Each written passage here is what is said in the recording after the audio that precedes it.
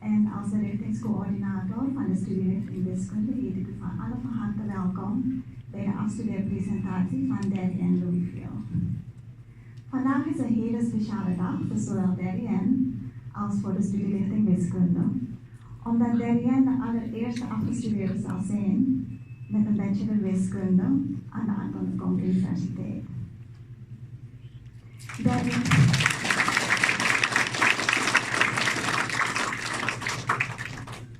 Darey-Ann heeft al als onderwerp de Björling Problem in Lorentz-Minkowski Space. En haar begeleiders zijn Dr. Juriaans van de University of Sao Paulo in Brazilië en Dr. Gorisson van de faculteit Dervis en Natuurkundige Wetenschappen.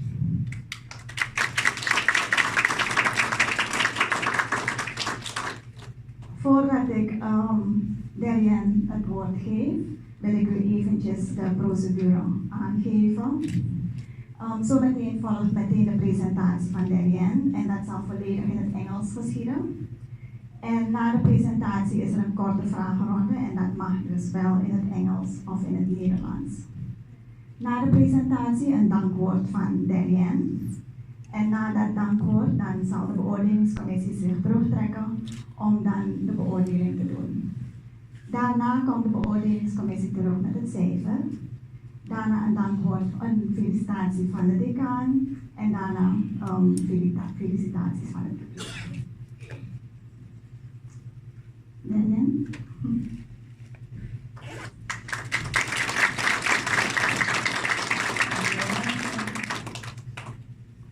Good afternoon, distinguished guests, faculty members, friends, and family, my fellow students, ladies and gentlemen, welcome. My name is Darey-Ann Louisville, and today I'm going to be telling you about the Björling Problem in Lorentz-Minkowski Space.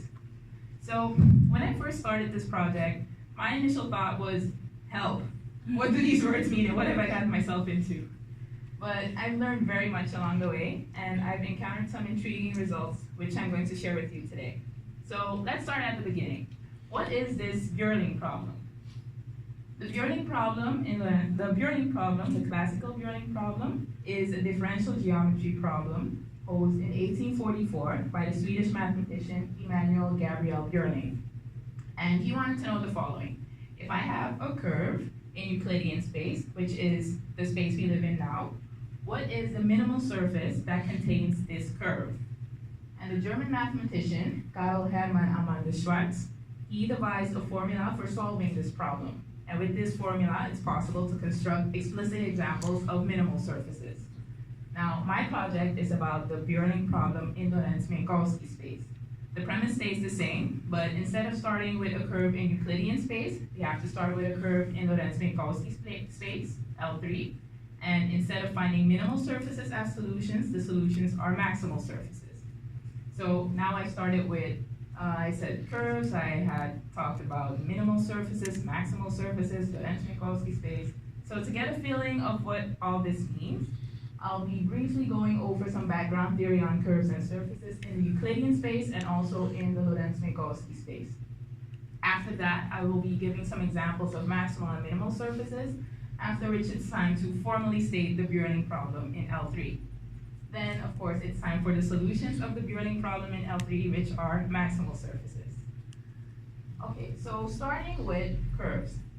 Formally, curves are known as parametrized differentiable curves. And what is a parametrized differentiable curve? That is a mapping of an open interval on the real line R, so this open piece here, into the real space, R3. And parametrized differentiable curves, they have a parametrization. So if this curve is called alpha, then the parametrization is comprised of the components xt, yt, and zt with parameter t. A parametrized differential curve is called a regular curve if its tangent is unequal to 0. So that's what a curve is in real space. Now moving on to the formal definition of a surface in R3. A subset S of R3, which is this sheet here, this is called a regular surface if for each point on this S, there exists a neighborhood V in R3, that's this circular neighborhood, and a mapping from U in R2 onto the intersection of V and S, so that's this piece here, such that this mapping is differentiable. This means that every component of this mapping should have a derivative of, a partial derivative of all orders. X should be a homeomorphism. This means that there should exist an inverse, which is also differentiable. This tells us that we can go from R2 to R3 and back.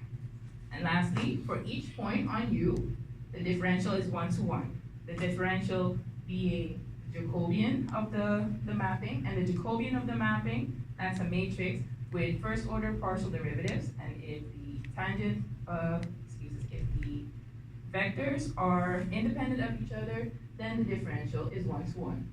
So basically, a regular surface is a sheet in R3 with a mapping from R2 to R3, and this should be the characteristics that the mapping has. And just as with curves, surfaces should also have a parametrization, but instead of only having one parameter t, because we go from R2 to R3 and we have the directions u and v, the parametrization of the mapping X is comprised of the components xuv, yuv, and zuv, with parameters u and v. So that's what we know for surfaces. Now, if we have a parametrization on a regular surface, just as with curves, surfaces also have tangent vectors. But because it's a three-dimensional object, we have tangent vectors in the u and in the v direction. And this set of tangent vectors then makes up the tangent plane called TPS, the tangent plane of the surface S, which is this plane right here. Now moving on. If you have a point on a regular surface S, there are two unit vectors of R3 that are normal to the tangent plane. So if you move back to the illustration, it can be followed that there is a vector going outward and one going inward, and these two are perpendicular to the tangent plane. Now if we fix a parametrization, we can make a definition of a unit normal vector. And the definition of the unit normal vector is the cross product of the first order partial derivatives. So it's the cross product of xu and xv divided by the length of this cross product, and of course for a point Q.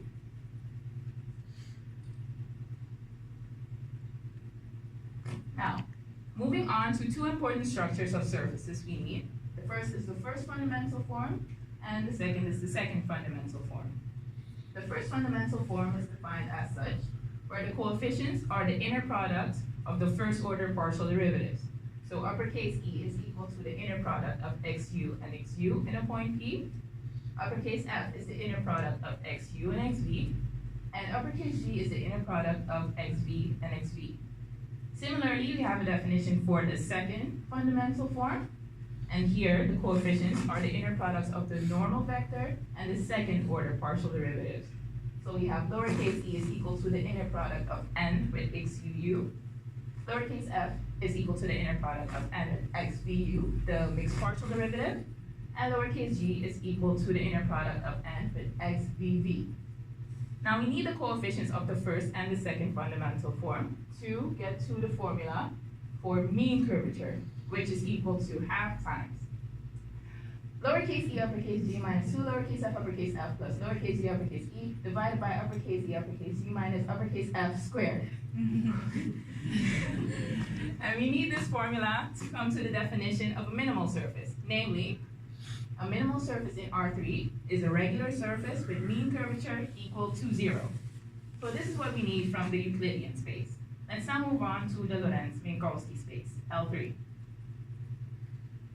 So the three-dimensional Lorentz-Minkowski space is the real vector space R3, but then endowed with the Lorentzian metric.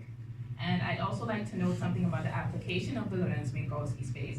The four-dimensional space, called the Minkowski space-time, is the most commonly used mathematical structure for defining general relativity. So that is one of the applications of the ambient space I'm working with.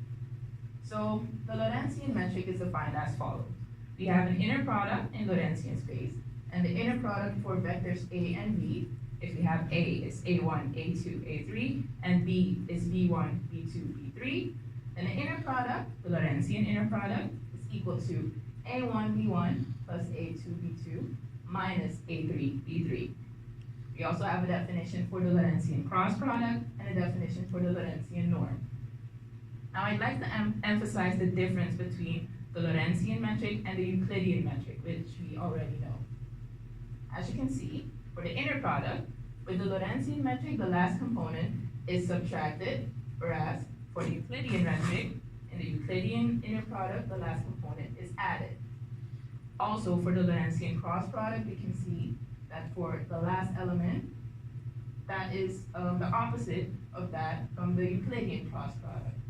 And of course, for the Lorentzian norm, we should work with the Lorentzian inner product, and with the Euclidean norm, we should work with the Euclidean inner product. So that's the big difference between the Lorentz-Minkowski space and the Euclidean space.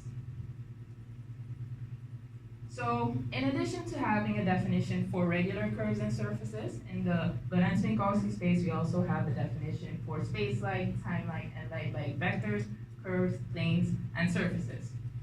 If you have a vector in Lorentz-Minkowski space, this vector is space-like if the length of this vector is greater than 0, or if the vector itself is equal to 0. A vector in L3 is time-like if its length is smaller than 0. And the vector in Lorentz-Minkowski space is light-like if the length of this vector is equal to 0, and if this vector is unequal to 0. Now, if we have a curve in L3, this curve is space-like, time-like, or light-like if the tangent of this curve is space-like, time-like, or light-like, respectively.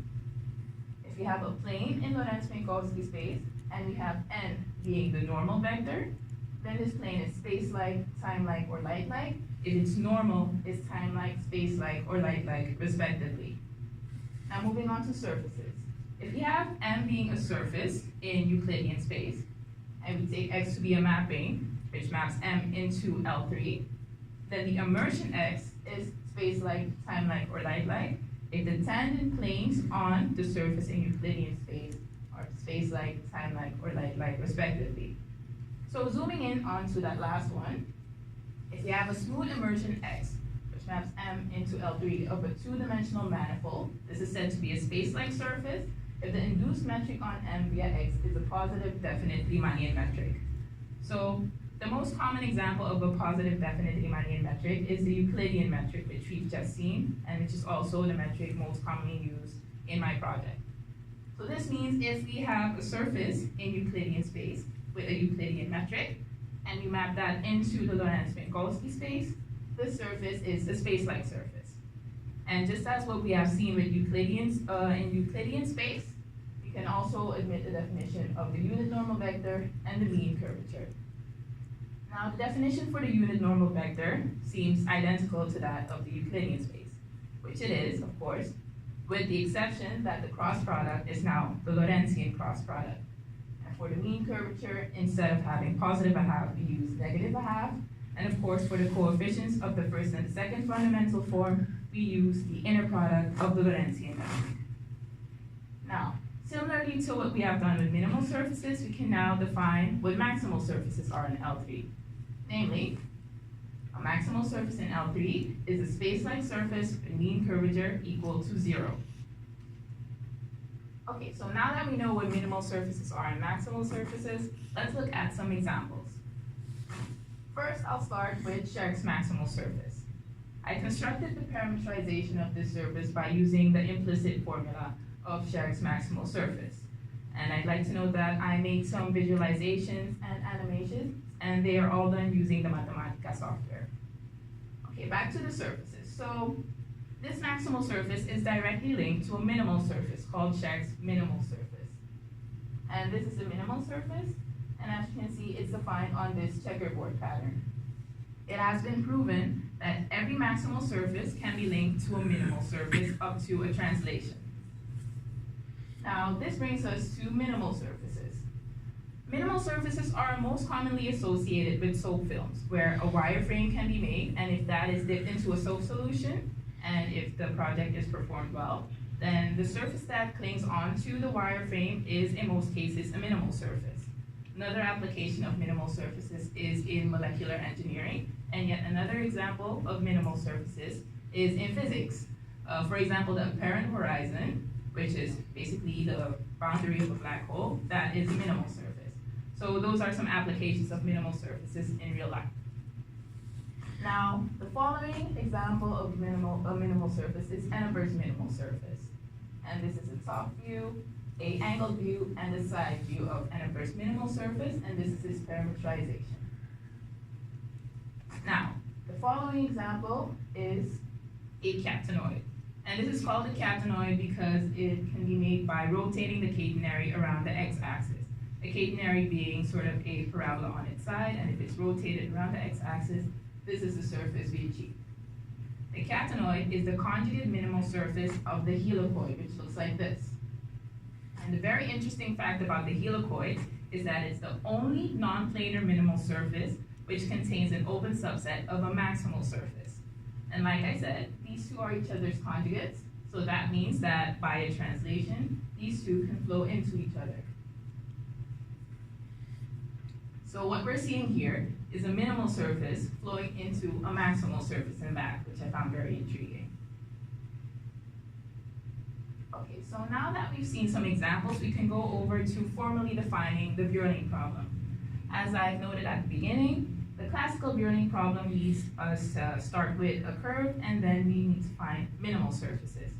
For the Björling problem in Lorentz-Minkowski space, we start with a regular analytic space-like curve, and we also need a unit analytic time-like vector field V, such that the tangent of the curve and the field are perpendicular. This means that their inner product needs to be equal to 0. And the curve and the field, that and V, are called Björling data. Using this Björling data, we need to find maximal surfaces. That's the Björling problem in L3. Now, the following question is, how do we find these maximal surfaces? Now, as I noted in the beginning, the German mathematician Schwarz, he created a formula for solving the classical Björling problem. And with that formula, we could construct minimal surfaces. Now, inspired by that formula, the Björling representation theorem exists. And if we plug in the Björling data into this line integral, we can find the maximal surfaces. And those are solutions of the Björling problem in L3. A variant of the Björling representation is when the curve is parametrized by having a 0 as a middle component. And by using this formula, we can also find maximal surfaces. Okay, so now that we know what maximal surfaces are and we know how to find them, let's solve some Björling problems. The first Björling problem starts us off with this curve. This is its parametrization. And the maximal surface which contains this curve is an inverse maximal surface. And the name may sound familiar because an inverse maximal surface is the Lorentzian counterpart of an inverse minimal surface. And this is its parametrization. Now moving on to our second example. This is the curve we start off with. And the solution to this Björling problem is the hyperbolic catenoid. And this name should also sound familiar because the catenoid is a minimal surface. And this is indeed the Lorentzian counterpart of the minimal surface, but with a space-like axis. And this is its parametrization. The third example I have starts us off with this curve. The solution to this Björling problem is another catenoid, the elliptic catenoid. And this is also the Lorentzian counterpart of the minimal surface, the catenoid, and this time it has a time-like axis. And as you can see, this has a better resemblance to the minimal surface we saw earlier. Now moving on to our last example. This is the parametrization, and it's given with respect to the canonical null frame of the Lorentz-Minkowski space. The canonical null frame, that's this frame here, that's a basis for R3, so it's given mostly to make the notation less convoluted. So the solution to this Björling problem, well, we've seen a catenoid with a space-like axis, with a time-like axis. So what would be the maximal surface that contains this curve? Drum roll, please. It's another catenoid. This is the parabolic catenoid, and this has a light-like axis. This is its parametrization, and this is also given with respect to the canonical null frame in L3. Now, with the parabolic catenoid, we've reached the end of our hunt for maximal surfaces, and I'd like to end with some final remarks. So, To summarize, we've seen that solving the Björling problem in L3 asks us to construct maximal surfaces using Björling data. Specifically, we need a regular analytic space-like curve. We've also seen that the way we can find maximal surfaces is by using the Björling representation theorem. And this theorem was inspired by the formula created by the German mathematician Schwarz for finding minimal surfaces for the classical Björling problem. We've also seen that maximal surfaces and minimal surfaces both have mean curvature equal to 0 in their respective spaces. And up to a translation, it has been proven that each maximal surface can be linked to a minimal surface. A beautiful example of that, which we saw, of course, was the catenoid morphing into the helicoid, a minimal surface morphing into a maximal surface. And last but not least, we've seen some beautiful visualizations of these curves and surfaces. Now, with this, I've reached the end of the presentation, but I'd like to end with a quote by Albert Einstein, which really rings true to my heart and really helps summarize my experience studying at the university. The more I learn, the more I realize how much I don't know. The more I realize I don't know, the more I want to learn. Thank you.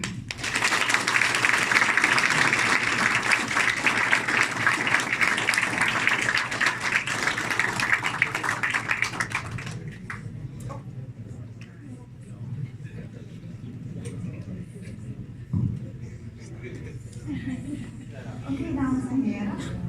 Er volgt er nu een korte vragenronde. Het mag in het Engels of het mag in het Nederlands. Ja? Darey-Ann, alvast gefeliciteerd. Het was een prachtige presentatie. En ik hou vooral van die animaties hoor. Was het gewoon een kwestie van dingen invullen of moest je toch even nog wat uitzoekwerk doen? Bij bepaalde fase moest ik wel wat meer uitzoeken, bijvoorbeeld bij Scheek's maximal surface, want daar had ik geen parameters. Hallo? Ja, daar had ik geen parametrisatie om mee te starten. Dus voor die moest ik dan wel zelf die parametrisatie construeren. Ja, ja. Maar op het moment dat ik die parametrisatie had, dan was het wel een kwestie van voor de visualisatie te krijgen. Oké. En bij de slides, nummers 22, 23, etc. Praat je over de time-like axis, space-like axis. Wat moet ik me daar precies bij voorstellen? Wat is een time-like axis? Wat is een space-like axis? Dus het kan eigenlijk in vergelijking worden genomen met de definitie voor time-like, space-like en light-like vectors, die ik heb gedefinieerd een paar slides geleden. Ja. En het zijn eigenlijk wel termen die worden gebruikt in general relativity. Maar bijvoorbeeld voor een space-like vector in Lorentz-Minkowski Space, daar hebben we dus dat die lengte van die vector groter moet zijn en die vector zelf, of als die vector aan 0 gelijk is, dan is dat een space-like vector. Ja. Dus als je dan zo'n vector hebt en dat als as gebruikt, en je dus, ja, zoek even het Nederlands woord, maar in ieder geval die surface of rotation hebt, dan kom je dus op die maximal surfaces. Maar is het iets dat je kan zien in zo'n figuur? Dus dat je meteen kan zien van bij deze heeft een space-like axis. Kan je dat zien? Nee, bij deze animatie niet. Ik had het wel kunnen aangeven, maar ik vond het visueel mooier om gewoon alles weg te laten. Ja. Maar als ik had aangegeven wat die assen precies waren, dan zou je bijvoorbeeld wel kunnen zien 101 bijvoorbeeld, en dat is een light-like axis. Want in L3 heb je dus 101 en als ik de lengte daarvan bereken, kom ik op 1 min 1 en dat is gelijk aan 0. En volgens die criteria is het dan een light-like axis en dat zou dus dan wel te zien zijn. Dat een beetje... Heb ik je vraag goed beantwoord? Ja.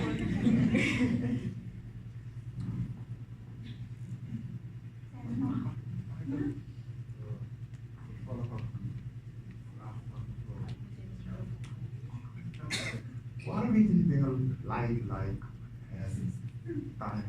Ja, ik vroeg me dat ook af. Dus het zijn termen die worden gebruikt in general relativity, dus het heeft echt iets met physics te maken. En ik heb wel opgezocht wat de reden daarvoor was, maar het heeft volgens mij voornamelijk te maken met die definitie. Bijvoorbeeld bij light-like heb ik gezien dat omdat die vector dus wordt gereduceerd tot 0, dat die dan daarom dus een light-like axis wordt genoemd. Maar verder heb ik niet echt de specifieke redenen gevonden voor die benamingen. Omdat dat ook een beetje buiten de scope van mijn project viel, heb ik dus tot daar wel moeten afpakken. Is het mogelijk om deze figuren fysiek te construeren in de Euclidische ruimte?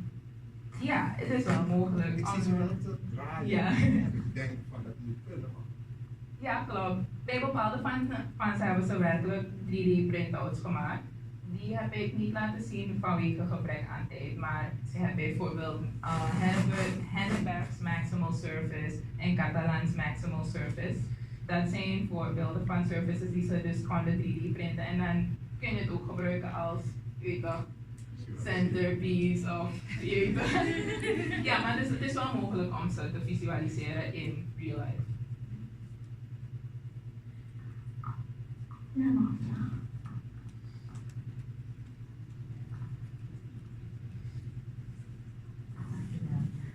Bedankt voor de hele prachtige uiteenzetting vandaag. Geweldig, het ging boven mijn bed hoor. En daarom heb ik een vraag. Van waar zou je dit kunnen toepassen in de praktijk? Ja, bij een bedrijf of zo, wat zouden de mensen hier aan hebben? Anders denk ik van heel theoretisch. Ja, met die vraag zat ik inderdaad ook, maar het is abstracte wiskunde. Dus sowieso gaat de toepassing niet altijd meteen kunnen worden gezien. Omdat, ja, de naam zegt het al, het is abstracte wiskunde, theoretische wiskunde. Maar de toepassingen van dit specifiek probleem bijvoorbeeld zie je veel terug in de fysica, voornamelijk bij general relativity. Een voorbeeld dat ik aanhaalde was bijvoorbeeld bij de apparent horizon, dan, waarbij dus dat de boundary is van een black hole en dat is dus een minimal surface. En voor natuurkundigen heb ik dus gemerkt dat het wel een heel interessant onderwerp is van onderzoek, minimal surfaces. Ook bijvoorbeeld voor molecular engineering zijn minimal surfaces interessant omdat ze daar dan kijken naar de self-assembly van bepaalde stoffen. Dus dat zijn bepaalde toepassingen die dus in de wereld worden toegepast.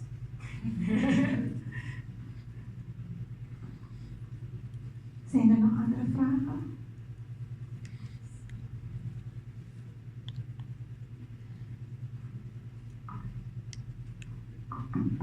Hi Darey-Ann, bedankt. Niet iedereen kan zoiets abstract zo interessant brengen. Dankjewel. Een vraag, wanneer zou je ervoor kiezen om iets te bestuderen in de maximal surfaces in plaats van de minimal surfaces? Dus wanneer u, ik denk dat wanneer Dus soms is het nodig om iets te transformeren van de ene surface naar de andere. ja. En wanneer is er een beperking bij de ene, kan makkelijker gaat bij de andere. Kom vooruit. Dus die minimal surfaces, die zijn gedefinieerd voor de Euclidische ruimtes. Daar gaat ook bijvoorbeeld die catenoid of Anabers minimal surface. En maximal surfaces, die zijn gedefinieerd voor de Lorentz-Minkowski Space. Wanneer het handig zou zijn om ze dus in beide ruimtes te visualiseren, is wanneer je dus subsets van maximal surfaces in minimal surfaces hebt. Een voorbeeld daarvan was dus bijvoorbeeld die helicoid. Die is zowel in de Euclidische ruimte als in de Lorentz-Minkowski Space een minimal surface en tegelijkertijd ook een maximal surface. Dus in het geval van die helicoid zou je dus met zowel de Euclidische als met de Lorentz-Minkowski Space kunnen werken. Maar wanneer het dus alleen in de Euclidische ruimte een mean curvature van 0 heeft, 0, dan zou je dus dat alleen in de Euclidische ruimte kunnen gebruiken. Bijvoorbeeld als ik werk met Anapers minimal surface en ik ga precies met die parametrisatie werken in de Lorentz-Minkowski Space, dan ga ik daar geen mean curvature van 0 meer vinden, omdat die dus alleen geldt voor de Euclidische ruimte. Dus dat is waar die afbakening plaatsvindt, echt bij de definitie van een minimal surface en een maximal surface. Is dat een beetje duidelijk voor u? Nee, ik wil weten, want anders moet ik het een beetje beter uitleggen. Oké, dames en heren, dan sluit ik de vragenronde af. De beoordelingscommissie gaat zich dus nu terugtrekken voor de beoordeling. En dan komen we over enkele minuten terug met het cijfer. Dankjewel.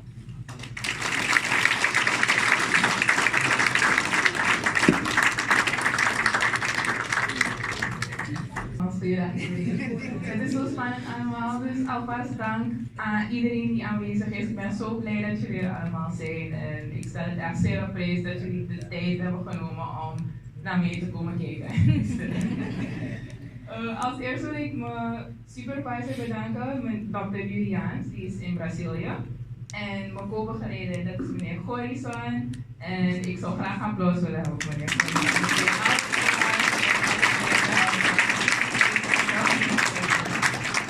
Ik vond mij veel vragen om te klappen, dus alvast sorry.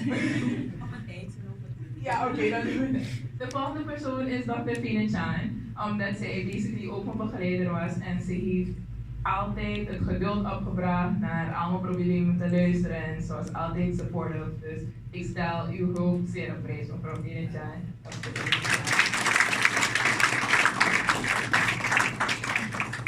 Verder mevrouw Hiwat, omdat ze altijd een motivatie is geweest op persoonlijk en op academisch niveau. Dus gewoon uw hulp en uw support overal stel ik zeer op prijs.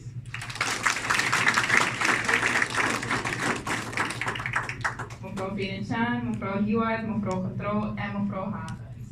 En mevrouw Björling. En eigenlijk alle docenten. Ik weet dat ik echt een spijtige student ben geweest. En ik stel het op prijs dat jullie tot aan het eind nog bereid waren mee te werken en me te ondersteunen. Dus echt hartelijk dank voor jullie.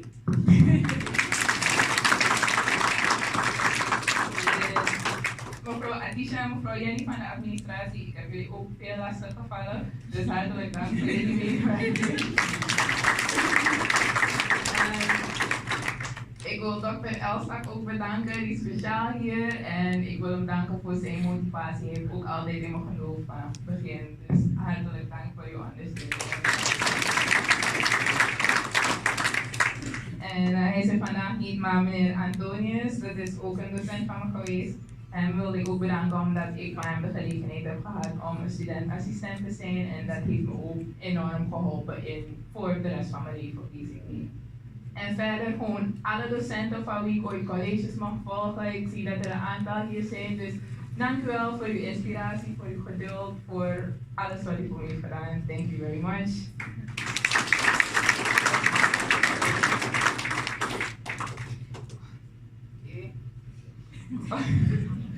Sorry, het is niet zo lang meer, I promise. Verder, mijn medestudenten van cohort 2015, ik zie ze daar zitten. Dank jullie wel voor de leuke tijden en voor ons enkel kerstdiner. Ik ga jullie missen, dank jullie wel. Verder mijn algebra A, B en C groep van wiskunde cohort 2017. Dank jullie wel voor de leuke colleges en succes morgen met het tentamen. En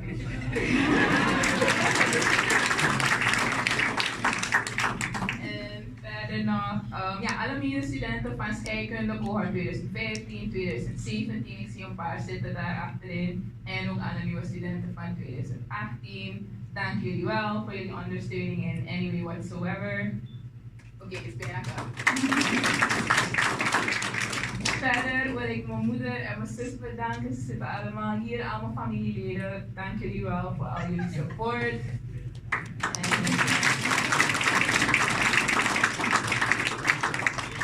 Verder nog Emanuel Scheek en zijn hele familie die aanwezig is. Dank jullie wel voor jullie support. En verder nog alle medewerkers hier bij de guesthouse. Ik stel het ook op prijs. Meneer daarachter, dank u wel voor uw ondersteuning. En als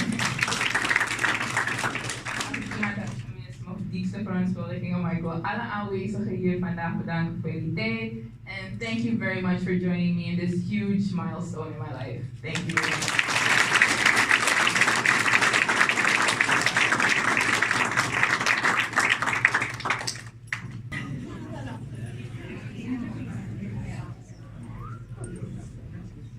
Dames en heren, het werkstuk was al eerder beoordeeld en de presentatie van vandaag is vandaag beoordeeld en telt voor 22 mee. En Darey-Ann, je hebt de 9.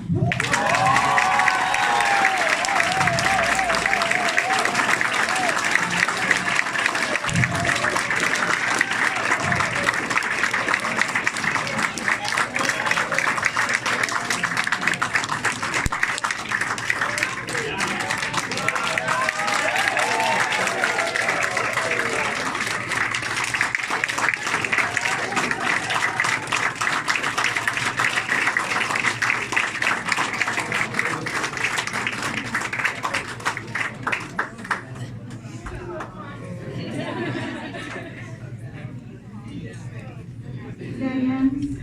Ik voel me zo vereerd en trots om deel uit te maken van dit heugelijk feit. Zoals je al eerder zei, is dit een hele belangrijke mijlpaal in je leven. Je hebt ook aangegeven dat je nog niet klaar bent met je studieproject en dat je heel graag verder wilt studeren. En ik ken je als een hele harde werker, een hele gemotiveerde student en een hele gedreven student. En daarom zeg ik dat ik niet anders verwacht dan over een paar jaar een uitnodiging te krijgen voor je afstudeerpresentatie van je PhD-thesis.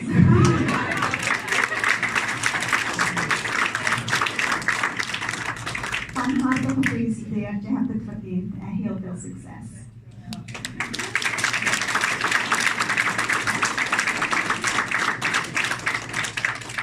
Nu wil ik het woord geven aan de decaan. Ja, geachte aanwezigen, goedemiddag van mij. Omdat het de eerste is van deze nieuwe studierichting van de bacheloropleiding wiskunde, wilde ik ook een speciale felicitatieboodschap meegeven. Darey-Ann, het zit erop. Het was een prachtig traject, denk ik, achteraf gezien. Vooral die laatste fase. En Darey-Ann heb ik de eerste keer ontmoet op krukken. Ze kwam op krukken, de trap op. En waarover ging het? Onze selectieprocedure van wiskunde was al afgesloten. En ze wilde toch nog meedoen. En ik ben echt blij dat we zijn een beetje gaan forceren van dat je er toch bij bent gekomen. En ik denk dat jij ook blij bent. Je bent een harde werker, de RC had het al gezegd. Je gaat zelf op zoek. Als je iets ziet, het is behandeld, je begrijpt het niet zo goed, dan ga je andere literatuur zoeken erover. Echt de goede academische houding. Het afstudeerdocument, of eigenlijk een voordocument daarvan moest je in LaTeX maken. Ik heb niets over LaTeX hoeven uit te leggen. Je hebt het helemaal zelf uitgezocht. De animaties die je hebt gemaakt in mathematica. Je hebt me nooit gevraagd van hoe denkt u dat dat gemaakt zou moeten worden. Dus ga door met deze houding. Zelf op zoek gaan, hard werken. En ik denk net als wat mevrouw Hagens zei, dat we dan over zoveel jaren voor je dokter mogen noemen. Maar in ieder geval die master. En van onze kant mag je de medewerking daarbij verwachten voor zoeken naar beurzen en dat soort dingen. Hartelijk gefeliciteerd en veel succes verder.